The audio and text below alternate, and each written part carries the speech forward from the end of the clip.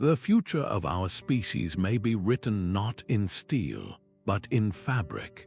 A NASA engineer once revealed that the key to space colonization is not building heavier, but building smarter. This is the promise of inflatable habitats, and they could completely define the next century of living beyond Earth. By the end of this, you will understand how these structures solve the most critical challenges of space settlement, transforming a distant dream into a tangible future. We will uncover how a material softer than cloth can shield against cosmic dangers, and how packing a home into a tiny cylinder makes building cities in the void suddenly affordable. How does a structure filled with air become a fortress in the vacuum of space? And what does it feel like to live inside a room that was once folded flat? What does a home need to truly feel like home, even when it is millions of miles from Earth? The idea of living inside a balloon feels almost whimsical, a fantasy from a children's book. Yet that exact principle was being tested in earnest over 50 years ago. The journey began not with a grand space station, but with high-altitude balloons, proving that pressurized fabric could survive the harsh edges of our atmosphere. Engineers quickly realized the potential was far greater. In the 1990s, NASA pursued a project called Transhab, a concept for an inflatable module that would house astronauts on long-duration missions to Mars. It was a radical departure from the rigid, metallic cylinders that defined space stations. Transhab was designed to be launched in a compact, folded state, then inflated to create a living space with multiple floors, offering far more room than any traditional module. Though the project itself was eventually cancelled, its DNA survived. The dream was simply too compelling to disappear. Decades later, a company named Bigelow Aerospace licensed the technology, leading directly to the Bigelow Expandable Activity Module, or BEAM, which was attached to the International Space Station in 2016. It has been occupied, tested, and monitored for years, providing invaluable data on how these structures hold up in the actual space environment. A veteran aerospace historian once observed that every major leap in exploration has demanded a paradigm shift in materials and design. This was precisely that shift happening in real time. The quiet revolution was in the fabric itself, evolving from simple rubberized cloth to complex, multi-layered walls. These walls are not mere balloons, they are sophisticated shields, woven with materials like Kevlar and advanced polymers to create a barrier that can resist the piercing impact of micrometeoroids and deflect dangerous space radiation more effectively than solid aluminum in some cases. This historical context is crucial. It shows us that the path to inflatable cities was not a sudden eureka, a moment, but a path paved by decades of incremental innovation and incredibly bold thinking. Understanding this past makes the present moment all the more exciting. It forces us to ask what is inside these walls that makes them so resilient. The walls of these habitats are a silent marvel of engineering. Think of a fabric no thicker than your finger, yet it must stand firm against the absolute nothingness of space and the violent strike of a micrometeoroid moving faster than a bullet. This is not science fiction, it is the precise challenge that material scientists have overcome. The secret lies in a composite skin, a carefully engineered sandwich of different layers. Outer layers might be a tough, woven fabric like Vectran, a material even stronger than Kevlar, designed to absorb and disperse the energy of an impact. Beneath that sit multiple sheets of advanced polymer films, acting as the primary gas barrier to hold in the precious, breathable air. One expert from a leading materials lab put it perfectly, stating, "We are not just weaving cloth, we are engineering a dynamic environmental barrier. This barrier is often made smart. Some systems incorporate self-healing polymers, liquids that automatically seal a puncture the instant it occurs. The walls are also woven with a network of tiny fiber optic sensors, constantly monitoring for the slightest strain or damage, reporting on the habitat's health in real time, just like a nervous system. It is the incredible science behind this tensile strength and layered durability that elevates the idea from a simple inflatable balloon to a viable, long-term home. This material innovation is the true, unsung hero of the inflatable revolution, the solid foundation that lets us even consider building permanent cities in the void. With such a robust and intelligent shell now a reality, the next challenge is a logistical one. How do you pack an entire building into a rocket and send it on its way? The sheer cost of escaping Earth's gravity makes every kilogram and every cubic centimeter of payload a precious commodity. Launching a traditional, rigid habitat large enough for a crew is like trying to mail a completely furnished house, paying for the weight of every wall and every empty room. Inflatable architecture shatters that paradigm. Think of a future living quarters for 4 people, a structure that would offer the spaciousness of a small apartment once deployed. In its launch configuration, that entire home is compressed, folded, and packed into a cylindrical container no larger than a modest shipping container. One industry report noted that an inflatable module can be launched in a package 1/5 of its final volume, a staggering reduction in bulk. The mass savings are just as dramatic, as you are not launching heavy metal hulls and complex structural frames. A launch director from SpaceX famously captured the philosophy, asking why we would pay to launch empty space when we can simply launch the sophisticated shell and fill it with air once we arrive. This is not a minor improvement, it is a complete rethinking of the logistics.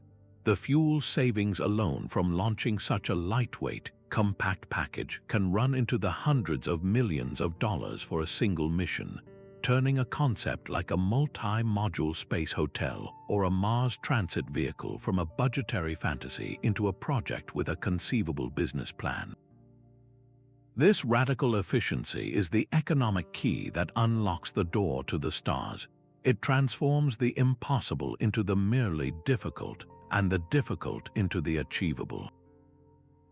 With the immense living space now packed and ready for its journey, we are left to wonder, what is it actually like to step inside one of these expansive, fabric-born worlds?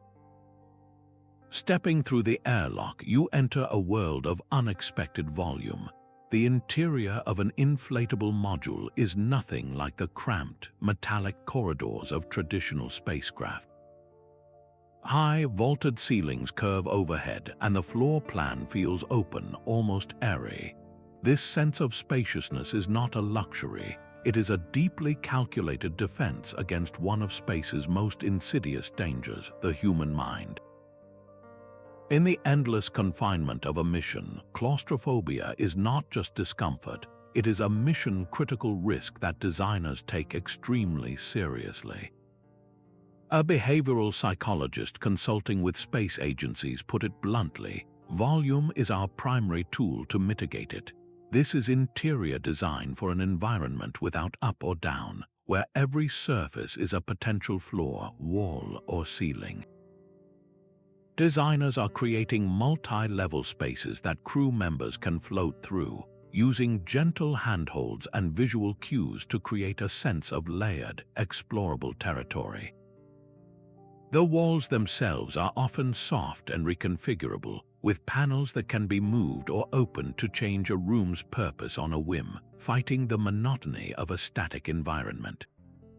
Crucially, areas are dedicated to Earth-like activities, such as a small garden pod for tending plants or a communal space for shared meals, providing vital psychological anchors to a world left far behind. This interior is not just empty space, it is a carefully orchestrated environment. Life support systems, storage bays, and private sleeping quarters are all seamlessly integrated into the walls and floors, made possible by the generous volume that the inflatable structure provides. The entire habitat becomes a tool for well-being, a spacious haven engineered to keep a crew not just alive, but sane and productive. But this carefully crafted sense of security and home depends entirely on the habitat's ability to stand firm against the utterly hostile environment outside its thin, intelligent walls. Outside that carefully crafted sense of home, the universe is a shooting gallery of invisible dangers. Solar radiation floods the void with energetic particles, while micrometeoroids, some no larger than a grain of sand, travel at hypersonic speeds capable of punching through solid steel. So how does a habitat that sounds so soft become a fortress? The genius is in its inherent design, which functions as a type of invisible armor. Unlike a single, thick metal wall, an inflatable structure can use its own layered skin as what engineers call a Whipple shield. Imagine a series of bumpers. A high-speed particle hits the first outer layer and instantly vaporizes, spreading its destructive energy across a wider area of the second layer, which stops the resulting cloud of debris. This staggered defense is far more effective at stopping small, fast-moving objects than a single barrier of the same total weight, but the protection does not stop there. The spacious walls themselves become a strategic asset. They can be filled with water or even specially formulated gels stored in bladders between the layers. This serves a brilliant dual purpose. The water is a vital resource for the crew, but it also happens to be one of the most effective substances known for blocking harmful cosmic radiation. A radiation safety officer from a major space agency highlighted this advantage, noting that their flexibility allows for a more distributed and efficient shielding mass compared to a monolithic hull. On a rigid aluminum module, radiation shielding is often a heavy, added afterthought. But here, the very stuff of life, the water you drink, becomes part of the habitat's defensive structure, woven directly into its fabric. This means an inflatable habitat, by its very nature, can offer superior protection against the two most significant hazards in space, making it not just a viable home, but a surprisingly robust one. With the inhabitants shielded from the external fury of space, the final, most complex challenge becomes creating a world that can sustain itself entirely from within. This self-contained bubble of life must function as a miniature Earth, a closed loop where every breath and every drop of water is endlessly recycled. The flexible architecture of an inflatable habitat is not a limitation for its life support systems. It is their greatest advantage. Imagine the walls and floors not as simple barriers, but as a living, breathing infrastructure. Tucked within their soft layers are the silent, humming hearts of the station, the air revitalization systems that scrub carbon dioxide from the atmosphere and release fresh oxygen back into it. Thin, flexible tubing snakes through the structure, carrying water to be purified and reclaimed. One expert described these habitats as having a vascular system, with the lifeblood of air and water constantly circulating out of sight. This integrated approach is far more efficient than bolting bulky machines onto the walls of a rigid module. The entire concept is known as a regenerative environmental control and life support system, or ECLSS for short. The goal is a profound one: to create a system that does not just consume supplies but regenerates them. This is where the spacious interior becomes a vital asset. Large, dedicated sections can be transformed into agricultural modules where plants are grown under specialized lighting. These are not just gardens for fresh food, they are the habitat's lungs and kidneys. Through photosynthesis, the plants consume the carbon dioxide we exhale and generate the oxygen we need to breathe. An astrobiologist might reflect that the ultimate goal is to create a resilient, miniature Earth that can sustain itself for years. This creates a more stable and redundant life support web, where a failure in one mechanical system can be compensated for by the biological processes in another. But this entire delicate balance, this artificial biosphere, hinges on one non-negotiable requirement. It all depends on a constant, reliable torrent of energy. The habitat's artificial heartbeat is its power grid, a constant flow of energy that keeps the air fresh and the lights on. That expansive, curving outer skin of an inflatable module is far more than just a protective shell. It is prime real estate for power generation. Engineers envision covering these vast surfaces with flexible, thin film solar panels, a material that can be applied like a second skin. These are not the rigid, glass-covered panels you see on rooftops on Earth. They are lightweight and durable, capable of capturing sunlight across hundreds of square meters. An energy systems engineer observed that in space, your hull is your most valuable asset for power, and inflatables maximize that asset completely. But the innovation goes even deeper. Researchers are exploring structural materials that can generate power themselves, embedding tiny photovoltaic or piezoelectric elements directly into the fabric weave, so the very walls could produce a trickle of electricity from the ambient light and even the subtle vibrations of the station. For missions venturing into the outer solar system where sunlight grows faint, the solution shifts. Compact, safe nuclear reactors could provide the steady, immense power required. These systems would be housed in separate, shielded units, connected to the flexible habitat by robust power conduits designed to handle the structure's slight movements. This reliable energy is what animates the entire system, from the water purifiers to the communication arrays that form a lifeline to Earth. It is the invisible force that transforms a folded shell into a living, breathing world. Yet, generating all this power is only part of the story. The true test is building something that can last for generations in the void. This unfolding process is a delicate dance of engineering, a carefully choreographed sequence where a tightly packed cylinder is transformed into a vast, habitable volume. The first step is attachment, where the compact module is birthed to a central docking node, the future heart of a growing station. Then begins the inflation itself, a slow and deliberate introduction of a breathable air mixture. This is not a sudden explosion of fabric, but a controlled, gentle unfurling, like a flower blooming in slow motion.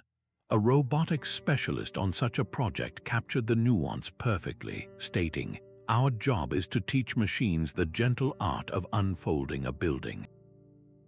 This is where the true magic of material science takes over. For the structure to become a permanent home, it must become rigid. Some designs achieve this through internal frameworks of composite struts that lock into place as the habitat expands, creating a sturdy internal skeleton. Other, even more advanced methods use the space environment itself. The outer layers of the habitat are impregnated with special resins that remain flexible during launch and deployment. Once the structure is fully inflated and in its final shape, it is exposed to the intense ultraviolet light of the sun. This sunlight acts as a catalyst, curing the resins and turning the entire fabric shell into a hard, durable hull. This method of construction is revolutionary because it fundamentally redefines the risks and resources needed to build in space. It drastically reduces the number of complex, dangerous spacewalks where astronauts manually bolt components together. It also minimizes the need for intricate robotic arms to maneuver countless heavy segments into a perfect alignment. Instead, the primary construction crew is the air we breathe and the sunlight that bathes us. This streamlined approach could shorten the construction timeline for a large orbital station from years to months, making the vision of a bustling space hotel or a deep space gateway feel suddenly within our grasp. But once this elegant ballet of construction is complete, the real test begins. Can this structure, born from air and light, truly endure for decades in the relentless harshness of space? The durability of these habitats is woven directly into their layered design, creating a home that is not fragile but fundamentally resilient.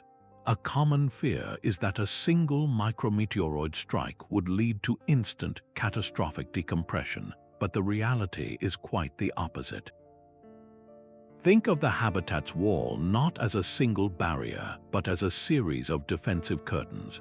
A veteran space station engineer explained it best, noting that a rigid hull can have a single point of failure, while a multi-layered soft shell has built-in redundancy. A tiny object might breach the outer layer, but its energy is dissipated across the next several sheets, leaving the inner gas barrier completely intact. The air inside would not even notice. This principle extends to maintenance and repairs. The habitat is designed for what engineers call graceful degradation. A minor puncture does not mean an emergency. It is a scheduled task. An internal network of sensors would immediately pinpoint the location of the leak, and automated systems could deploy a small, internally applied patch robotically, or a crew member could simply place a seal over the spot from inside, much like putting a sticker on an inner tube. These materials are not ordinary fabrics. They are engineered to endure for decades. They undergo brutal testing on Earth, subjected to thousands of extreme temperature cycles from blistering heat to deep cold, bombarded with ultraviolet radiation, and exposed to the corrosive effects of atomic oxygen, all to simulate the relentless wear of the space environment. This makes them a profoundly sustainable solution, a home that can be patched up and maintained indefinitely, rather than a disposable object. The longevity of a single module is impressive, but this is just the beginning. The true vision for a space settlement is not a lone pod, but a thriving, interconnected community. This cellular approach transforms a lone outpost into a breathing, evolving metropolis. Picture not a single structure, but a cluster of interconnected pods, each a specialized cell in a larger organism. One module might glow with the soft light of an agricultural ward, while another hums with the quiet energy of a research lab, all linked by flexible passageways. This is the power of modularity, and inflatable habitats are its perfect building block. Their standardized, cylindrical forms are designed from the outset to connect, using universal docking ports that act as the doorways between neighborhoods in this miniature city. An urban planner for off-world communities frames the vision perfectly, stating, "We are designing for organic growth where the colony can expand one room at a time based on need." This is a radical departure from building a complete city all at once. Instead, you start with a core, perhaps a central hub with docking ports on all sides. As new families arrive or new industries emerge, you simply add another module, plugging it into the network. The intersections where multiple modules meet become natural town squares, vast common areas bathed in light from large, flexible viewports, creating spaces for community and connection that are impossible in a single, narrow tube. This scalability means a settlement can begin as a scientific outpost of just 10 people, and gradually grow into a thriving commercial hub of hundreds, all without ever stopping the functions of the existing city. It is an architecture that learns from biology, building not a static monument, but a living system that can adapt, heal, and grow. This foundational principle of modular growth makes the dream of a permanent settlement on the lunar or Martian surface not just conceivable, but practically achievable. The moon is our stepping stone, the one place where this entire vision becomes tangible.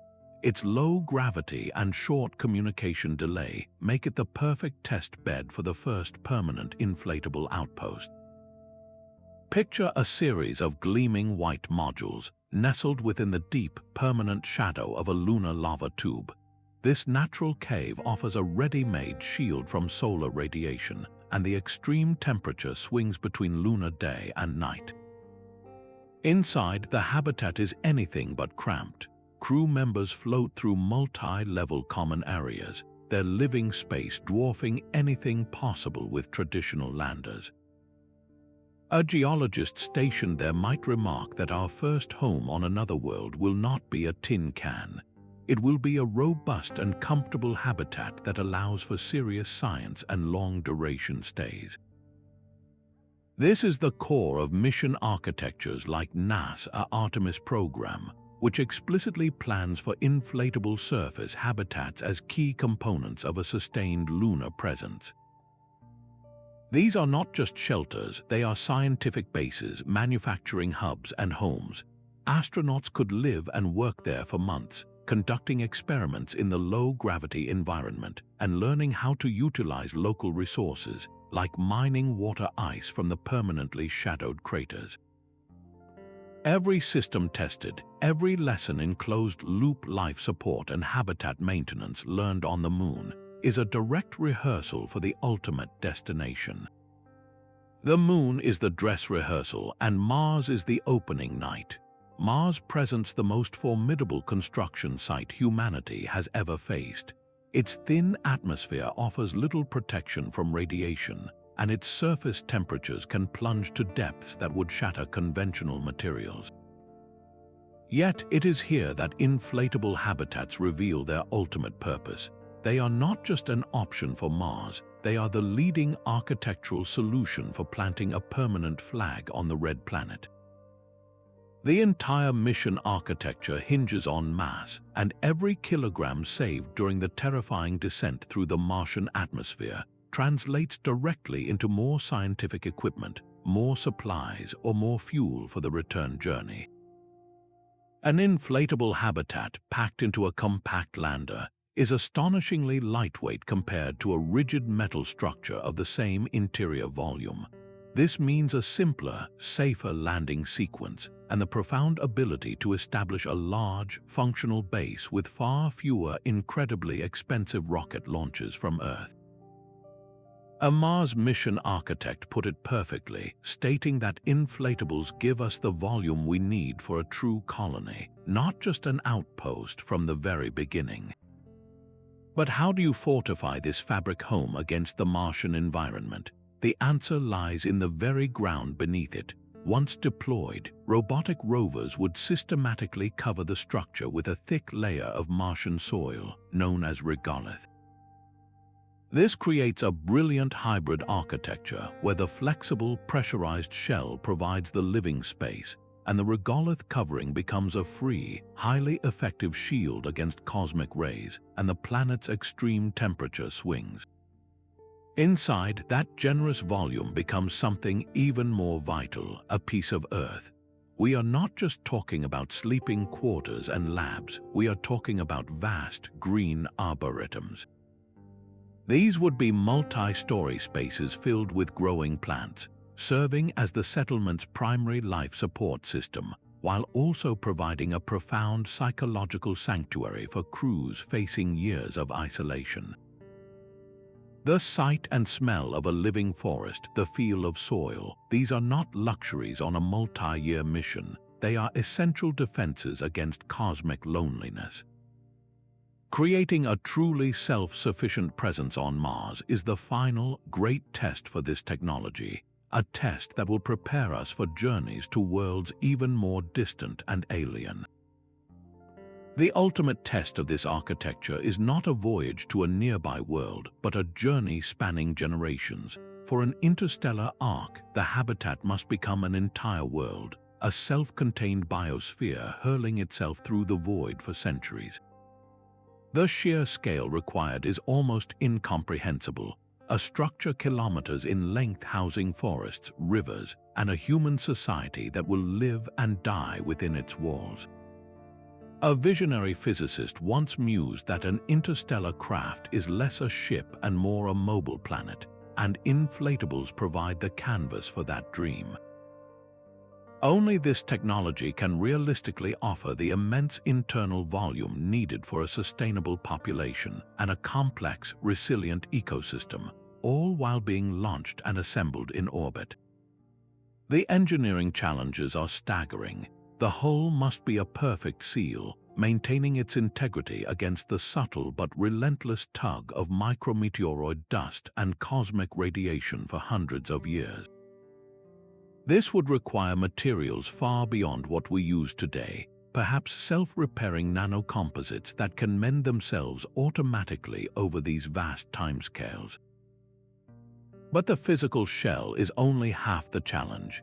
Inside, a new kind of civilization would be born. Social structures would have to be meticulously designed for stability, creating a culture that values its mission above all else across generations that have never known another home. How do you maintain knowledge of a destination no living person will ever see? The entire concept pushes the technology of living in space to its absolute limits, suggesting a future where humanity itself becomes a mobile species. Yet this grandest of all visions relies on overcoming the most fundamental hurdle that has always held space exploration back: the sheer, staggering cost of reaching orbit. The staggering price of reaching orbit has long been the immovable wall blocking humanity's path to the stars. For decades, the economics of space were brutally simple. Every launch was a multi-billion-dollar national project. Inflatable habitats do not just nudge this equation, they shatter it completely. Let us conduct a simple thought experiment. Imagine you need to place a habitat in orbit with the interior space of a 3-bedroom house. A traditional, rigid aluminum module of that size would be impossibly massive and bulky to launch in one piece, requiring multiple complex and expensive assembly flights. An inflatable alternative, however, packs that entire volume into a single, lightweight cylinder that fits on one rocket. The savings are not incremental, they are transformative. An aerospace economist recently stated that inflatables change the business case for space from a government-funded endeavor to a potentially profitable commercial enterprise. The math is compelling. When you reduce launch mass by a factor of 5 or more, you are not just saving on fuel, you are fundamentally altering the calculus of risk and reward. A single commercial rocket launch can now deliver what previously required 3 or 4. This cascades into every aspect of the mission, from lower insurance premiums to simplified mission planning. But the economic advantages do not stop at launch. Think of the assembly process in orbit. Building the International Space Station required over 150 spacewalks, each one a high-risk, meticulously planned operation costing tens of millions of dollars. An inflatable module, by contrast, can be deployed and rigidized with minimal crew intervention, often controlled remotely from the ground. This slashes both the timeline and the immense cost of human labor in space. Suddenly, the business models that were once pure science fiction become plausible. A company can now realistically plan for a space hotel where modules are added as customer demand grows. A pharmaceutical firm can envision a zero-gravity manufacturing facility, shipped up in a single launch and operational within weeks. This is not a distant dream, it is the logical conclusion of a new economic reality. The emergence of private companies entirely dedicated to this technology is the strongest possible signal that the financial landscape has irrevocably shifted. By demolishing the primary cost barrier, inflatable architecture does something even more profound. It democratizes access to space. This is no longer a realm reserved for superpowers, but a new frontier open for universities, private research consortia, and even artists. The high frontier is finally open for business, and the economic revolution it sparks here on Earth may be just as profound as the technological one happening above it. The landscape of space habitation is now bustling with private enterprise. Companies like Sierra Space are turning visionary concepts into tangible hardware with their large integrated flexible environment habitat, or LIFE, designed to offer 3 times the volume of the entire International Space Station in a single launch. Other startups are entering the fray, experimenting with novel deployment mechanisms and even tougher, lighter materials derived from the latest advancements in polymer science. Their business models are as varied as their designs. Some operate as contractors, building habitats under contract for NASA, lunar ambitions. Others are aiming higher, drafting plans for fully commercial orbital stations that would host everything from tourism and film production to specialized pharmaceutical research in microgravity.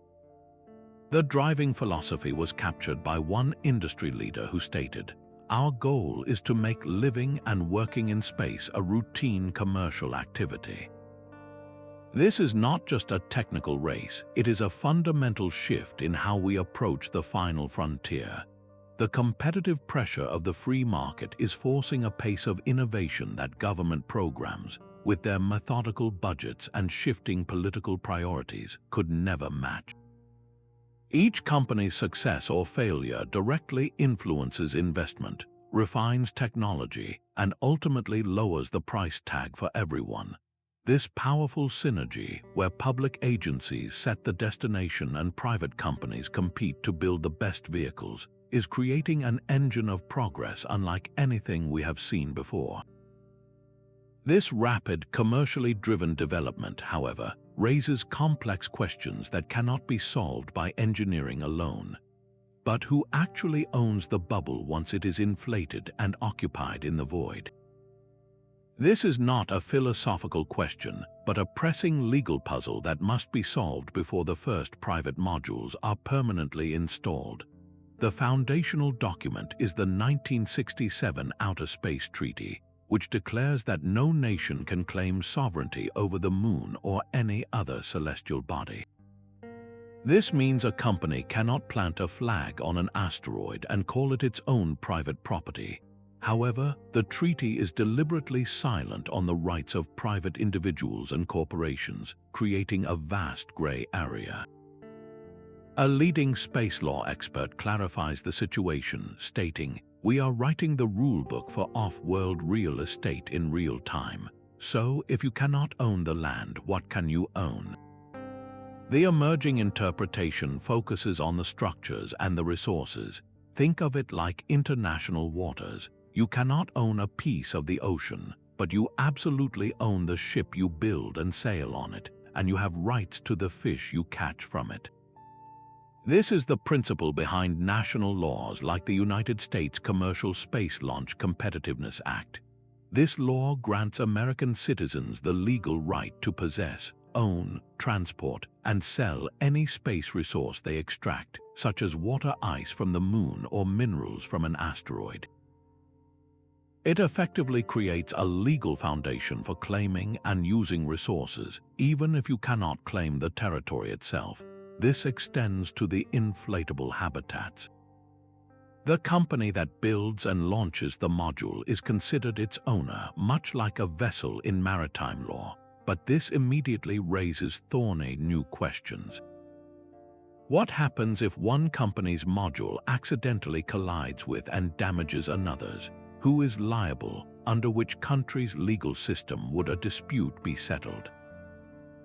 The answers are still being debated in courtrooms and legislative chambers on Earth. Establishing clear, fair, and universally respected laws is not just bureaucratic red tape. It is the essential bedrock for preventing destructive conflicts and ensuring that the development of space is both peaceful and prosperous. With these legal frameworks beginning to take shape, we must confront the most human element of this entire endeavor: the profound psychological impact of living inside a world made of fabric. forever sealed off from the natural environment we evolved to call home. The soft, reconfigurable walls of an inflatable home offer more than just protection. They offer a canvas for the human spirit. Inside this closed world, every design choice is a deliberate act to combat the profound strangeness of living in a tin can hurtling through the void. A space psychiatrist emphasizes that the habitat is not just a machine for living, it is a home, and it must feel like one to ensure crew sanity and productivity. This philosophy extends to the most vital feature, the window. A large, flexible viewport is not a simple luxury, it is a psychological lifeline. For a lunar outpost, the constant, serene view of Earth hanging in the blackness provides an irreplaceable anchor to the world the crew has left behind.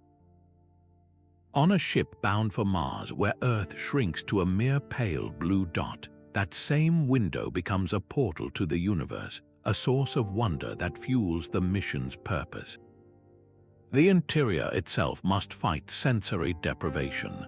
Designers are creating environments that mimic the natural rhythms of Earth, with lighting systems that slowly shift from the cool blues of morning to the warm golds of evening, maintaining the circadian rhythms that space so easily disrupts. Walls can display dynamic scenes of forests or flowing water, and the gentle, recorded sounds of a breeze or rainfall can mask the constant, unnatural hum of machinery. These are not frivolous additions, they are essential tools for mental health, creating a sensory diet for a brain starved of its natural environment. But a comfortable cage is still a cage without a functioning community. The social structure within this sealed society becomes its own life support system. Crews must be more than colleagues, they must be a resilient, interdependent community. Conflict is not a matter of if, but when. Therefore, habitats are designed with zones for both community and solitude. A communal dining area for shared meals fosters bonding, while small, private nooks allow an individual to retreat and recharge. The ability to personalize your own small sleeping quarters, to surround yourself with images of family and familiar objects, becomes a critical defense against the homogenizing effect of the environment. The crew's daily routine would even include a form of civic duty, participating in group decisions about the habitat's management, giving everyone a tangible stake in their shared world. This focus on psychological and social well-being is as critical as any engineering specification, ensuring that life beyond Earth is not just survivable, but desirable and enriching. This holistic approach to habitat design extends to the most fundamental elements of life, transforming the very air we breathe and the food we eat into active components of a healthy, sustainable existence. These gardens are the green heart of the habitat, a lush world within a world where every leaf and root is part of a silent, life-giving machinery. The vast, sunlit volume of an inflatable module is a gift to agriculture, offering the overhead space for plants to climb and the floor area for deep root systems to spread out in a way impossible in any cramped traditional spacecraft. Inside, you would find no soil, at least not in the traditional sense. Rows of crops grow vertically, their roots misted with a nutrient-rich water solution in a process called aeroponics, or suspended in a flowing liquid medium known as hydroponics. Every variable is meticulously controlled, from the spectrum of the overhead LED lights, tuned to the exact frequencies that promote growth and fruiting, to the humidity and carbon dioxide levels in the air. A botanist specializing in closed-loop agriculture perfectly captured the dual role of these spaces, stating that these gardens are our life support and our soul support. The psychological impact is immediate and profound. For a crew isolated for months or years, the simple act of tending living plants, of smelling the scent of damp earth and green growth, provides an irreplaceable connection to the world they left behind. It is a tangible reminder of life, growth, and cycles, a powerful antidote to the sterile, metallic environment that surrounds them. But this is far more than a decorative park. It is a critical piece of engineering. The plants are active participants in the habitat's life support, consuming the carbon dioxide exhaled by the crew and generating fresh oxygen through photosynthesis. Human waste and inedible plant matter are not discarded, but carefully processed and broken down into nutrient-rich fertilizers that feed the next generation of crops. This creates a beautiful, nearly closed loop where very little is truly wasted. Water is constantly reclaimed from the humid air and the plants themselves purified and cycled back into the system. The success of these agricultural modules is the ultimate measure of a settlement's independence, a habitat that can reliably produce a significant portion of its own food, recycle its air and water through its gardens, and maintain the psychological well-being of its crew has passed the final test. It is no longer just an outpost surviving on supplies from Earth, but a genuine, permanent home capable of sustaining life generation after generation. The most ambitious construction project in human history requires a home base for its workforce. Before we can even dream of thickening the Martian atmosphere or melting its polar ice caps, we need boots on the ground, and those boots need a place to rest. Inflatable habitats become the essential construction shack for the ultimate planetary makeover, housing the scientists, engineers, and technicians who will operate the massive machinery required to warm the planet and release trapped gases over centuries. This is not a short-term camping trip, it is a multi-generational undertaking, and the habitat must be a stable, comfortable fortress from which this grand engineering is directed. One terraforming theorist perfectly captured the vision, stating that the inflatable base is the seed from which a new biosphere will grow. This perspective fundamentally reframes these structures. They are not the final houses of a terraformed world, but the crucial, enabling tools that make the entire staggering project possible. The sheer scale of this endeavor pushes material science to its absolute limits.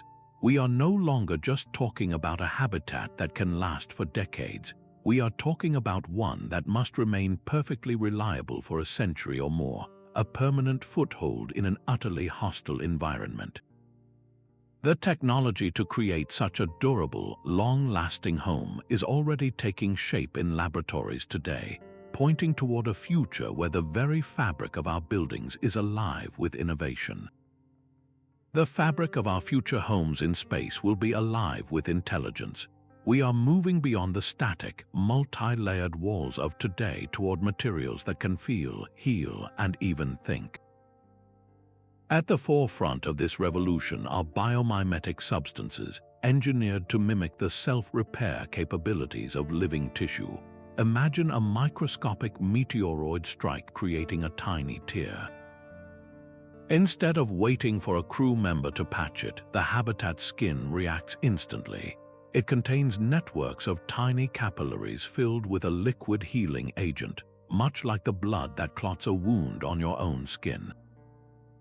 When the wall is punctured, this liquid is released, flowing into the breach and hardening upon contact with the air, seamlessly sealing the hole in minutes. A materials scientist at a forefront lab captures the shift perfectly, stating, "We are moving from passive protection to active, adaptive environmental skins." But the innovation does not stop at healing. The next generation of smart fabrics will be woven with billions of nanoscale sensors, creating a dense, intelligent network.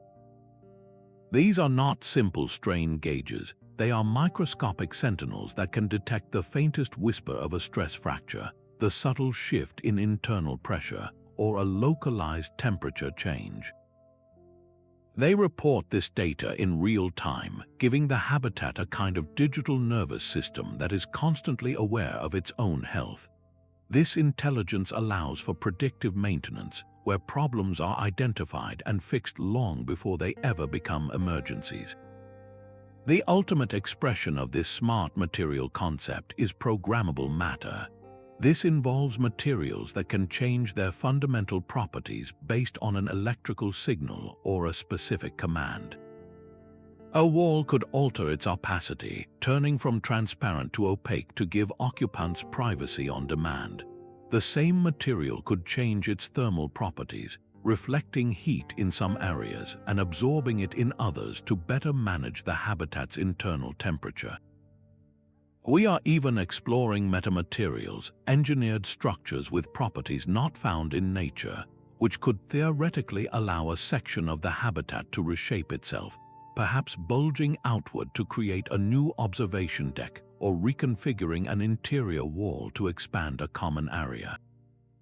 These future materials will be astonishingly lightweight, yet far stronger and safer than anything we use today. They will make our space homes not just shelters, but truly responsive partners in the grand adventure of living beyond Earth, blurring the line between a building and a living organism. This constant, breathtaking innovation, however, demands a steady and passionate pipeline of new talent and ideas to keep the dream alive and evolving. These orbital laboratories are not just rooms in space, they are entire new worlds for discovery. The spacious interior of an inflatable module provides the first true platform for large-scale science in microgravity. On the International Space Station, researchers are often confined to small, standardized racks, their experiments limited by the rigid dimensions of the station's legacy design. An inflatable lab shatters those constraints. Imagine a single, cavernous module dedicated entirely to material science, where a large, stable furnace can grow near-perfect protein crystals or synthesize novel alloys without the distortions caused by gravity. In another module, physicists could study the behavior of fluids in a dedicated tank the size of a small swimming pool, observing phenomena that are impossible to replicate on Earth. A research director for a future station captures the shift perfectly, stating we are moving from doing experiments in space to having dedicated laboratories in space. This is a fundamental upgrade, transforming space from a challenging environment where we conduct isolated tests into a permanent home for entire scientific disciplines. The applications are profound. Pharmaceutical companies could develop new, more effective drug formulations in zero gravity, while astrobiologists could run long-term experiments on how life adapts to cosmic radiation, all within a controlled, spacious environment. This vast new capability will not be reserved for a select few. The very existence of these accessible, commercially operated habitats will inspire a new generation. University students could remotely operate their own experiments from a classroom on Earth, and citizen science projects could allow the public to analyze real-time data from telescopes or biological studies. This direct involvement demystifies space, turning it from a distant government program into a shared human endeavor. Every discovery made in these labs, from a new medical treatment to a deeper understanding of cosmic dust, creates a powerful feedback loop. The knowledge gained directly informs the design of safer, more efficient habitats, which in turn enables even more ambitious research. This self-reinforcing cycle of innovation and discovery is the very engine that will power our long-term expansion into the cosmos, transforming the void from an empty expanse into a wellspring of human knowledge. The sheer scope of building a new home for humanity demands that we build it together. This grand endeavor transcends national borders, uniting the world's resources and intellects in a way no single country could ever manage alone. Inflatable habitats, with their inherently modular design, are the perfect architectural symbol for this global partnership. Their standardized docking ports and scalable nature are physical metaphors for interconnection, designed from the ground up to be linked together by different nations. We see this principle in action today with projects like the Lunar Gateway, the planned outpost orbiting the Moon. The Gateway is not an American station or a European station. It is an international station, and its very architecture invites contributions of expandable habitation elements from partner nations. This is more than just shared construction. It is a profound exercise in diplomacy. A senior diplomat involved in space policy frames it with stark clarity, stating that in space, our common humanity is our greatest asset. Collaboration is not optional, it is essential. By pooling financial resources, we distribute the immense costs, making projects of this scale financially viable for all participants. More importantly, we pool knowledge and mitigate risk, creating a resilient network where a technical failure in one nation's system can be backed up by the capabilities of another. This cooperative spirit forges a crucial practical outcome: common technical standards. When every country agrees on the dimensions of a docking port, the voltage of a power system, or the pressure of an airlock, it ensures true interoperability. A module built in Japan can seamlessly connect to a module built by the European Space Agency, and both can draw power from a Canadian-built robotic arm. This interoperability is the bedrock of a stable and prosperous future in space, preventing a chaotic sprawl of incompatible technologies and fostering a shared ecosystem where everyone benefits. As this collaborative framework solidifies across the globe, a new and pressing question begins to emerge for every individual looking up at the night sky. How do you secure a ticket to this new frontier, and what will it take to become one of its first citizens? A home in space must be its own fortress, its own emergency crew, and its own lifeboat all at once. The soft walls of an inflatable habitat are incredibly resilient, but they are not invincible, and every conceivable failure mode has been anticipated with meticulous, almost obsessive planning. The most dramatic fear is a puncture, a sudden breach that could vent the precious atmosphere into the void. Yet this is the scenario for which these habitats are most brilliantly prepared. Their entire multi-layered design is a form of redundancy. A risk management specialist for a space habitat project explains the core philosophy. We do not just design for success, we design for graceful failure. A micrometeoroid might pierce the outer bumper layer, but it is extremely unlikely to compromise the several inner gas barriers behind it. The air loss would be so slow that the crew would have hours or even days to respond, not seconds. But the safety nets go far deeper than the walls themselves. Every critical system is duplicated or even triplicated. Multiple, independent airlocks provide alternate escape routes. Backup high-pressure gas tanks stand ready to automatically replenish the atmosphere from any minor leak. The modular design itself is the ultimate safety feature. If a single module were ever severely compromised, heavy-duty airtight hatches would slam shut, completely isolating that section from the rest of the station, saving the entire community within minutes. This is not just theory. On Earth, engineers subject full-scale habitat sections to brutal tests, firing projectiles at them to simulate micrometeoroid impacts and deliberately creating failures to prove the repair protocols. Crews train relentlessly with specialized patch kits, learning to seal a leak from the inside as a routine maintenance task, not a panic-inducing crisis. The rigidization process is also fraught with potential failure, so systems are designed with multiple inflation pathways and manual overrides, ensuring that if one system fails, another can complete the job of turning the soft shell into a permanent home. This pervasive culture of safety by design, where every component is questioned and every possible accident is simulated, is what transforms a radical concept into a trusted technology.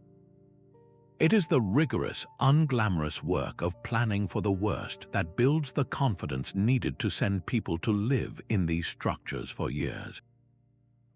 This hard-won confidence allows us to look beyond the immediate challenges and chart the long-term path these habitats will take, tracing their evolution from simple outposts to the cornerstones of an interplanetary civilization. The timeline from our first tentative expandable module to a star-faring civilization is not a vague dream, but a tangible path unfolding before us. We stand today at the very beginning, with structures like the beam module proving the fundamental concept in orbit. This is our decade zero, the proof of principle. The next logical step, already in active planning, is the lunar surface. By the 2030s, we can expect the first permanent inflatable habitats nestled in lunar craters, their soft shells buried under regolith for protection, serving as the construction camps and scientific outposts for humanity's return to the moon. These initial bases will be small, perhaps housing crews of 4 for months at a time, but they will be the crucial test beds for every system we have discussed. The technological leap here is achieving robust autonomous operation. These habitats must withstand the month-long lunar night with minimal power, manage their life support with near-perfect recycling, and prove they can be maintained by crews with only intermittent resupply from Earth. Success on the Moon directly enables the next great leap. The 2050s likely mark the era of Mars. Here, inflatable architecture moves from outpost to settlement. We are no longer talking about a single module, but a cluster of them interconnected to form a small village. The primary milestone for this phase is the achievement of a truly, nearly closed-loop life support system. The agricultural modules must produce a significant portion of the food. The water and air recycling must hit 99.9% efficiency, and the power systems, likely a combination of large solar arrays and compact nuclear reactors, must provide unwavering energy for decades. A substantial Martian settlement of 50 or 100 people becomes conceivable because inflatables provide the volume for all this industry and community to flourish without requiring 1,000 launches from Earth. This sets the stage for the most profound milestone of all. By the end of this century, we may see the first components of a generation ship being assembled in Earth orbit. This is where all the technologies converge and are pushed to their absolute limits. The hull materials must be self-healing and endure for centuries. The closed-loop systems must become a flawless, permanent biosphere. The social structures within must be designed for multi-generational stability. A leading futurist once envisioned that this century will see humanity's identity shift from a planetary to an interstellar species, and inflatables will be the vessels for that transformation. This long-view perspective is not science fiction, it is a coherent engineering roadmap. Each decade builds upon the last, each settlement provides the lessons for the next, more ambitious one. We are not just building habitats, we are building the stepping stones for humanity itself, creating a future where the Earth is our cradle, but the stars are our home. Our journey reveals a profound truth, that the future of living in space hinges not on brute force, but on brilliant flexibility. We have traced the path from high-altitude prototypes to the blueprints for interstellar arcs, uncovering how inflatable habitats solve the most fundamental problems of space settlement. Their unparalleled launch efficiency shatters the cost barrier. Their spacious and human-centric interiors defend our minds against the void, and their robust, layered protection turns cosmic dangers into manageable risks. This is far more than a new type of spacecraft module. It is a complete paradigm shift in how we think about building homes. It transforms the dream of cities on Mars and hotels in orbit from science fiction into a practical, achievable engineering roadmap.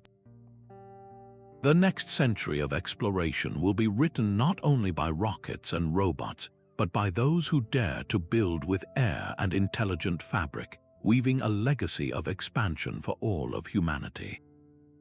The future is flexible, expansive, and waiting to be inflated.